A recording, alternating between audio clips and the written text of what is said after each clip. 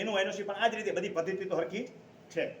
તો અરજદારનું નામ, બોજા મુક્તિ, ગીરો મુક્તિ જે કાંઈ હોય તે દાખલ કરવા માટે અરજદારનું નામ, સરનામું, પ્રતિશ્રી, ઈ ધારા મામલતદાર, હકપત્રકે નોંધ દાખલ હકપત્રકે બોજા મુક્તિની નોંધ દાખલ કરવા.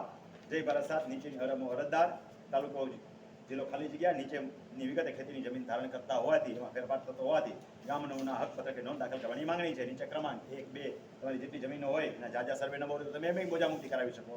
નામ, ખાતા નંબર 1 થી વધારે હોય તો એ, તમે જમીન વેચતા હો, બધી વેચતા હો તો એ, અને બોજા મુક્તિ બધાની હોય તો એક ત્યારે દાખલ કરી શકો. અલગ અલગ કરો. સર્વે નંબર, ક્ષેત્રફળ, અમારી જમીન પૈકી સર્વે નંબર આટલાની જમીન ઉપર ખાલી જગ્યા બેંક કે સહકારી મંડળી એનું નામ લખી નાખો. આ સાથે બોજા મુક્તિ નું સર્ટિફિકેટ રજૂ કરીએ છીએ તો બોજા મુક્તિ કરવા નંબર અરજ સાથે બિડાણ 7/8 અને બોજા મુક્તિ સર્ટિફિકેટ જોડી દો. અરજી કરીને 3 રૂપિયાની કોર્ટ ફીસ મારી નિધારામાં આપી દો. એટલે એની જે કાંઈ વિધિ થતી હશે કરીને બોજા મુક્તિની નોંધ પડશે. બોજા આગલી નોંધ રદ નહીં થાય. નોંધ તો ન્યા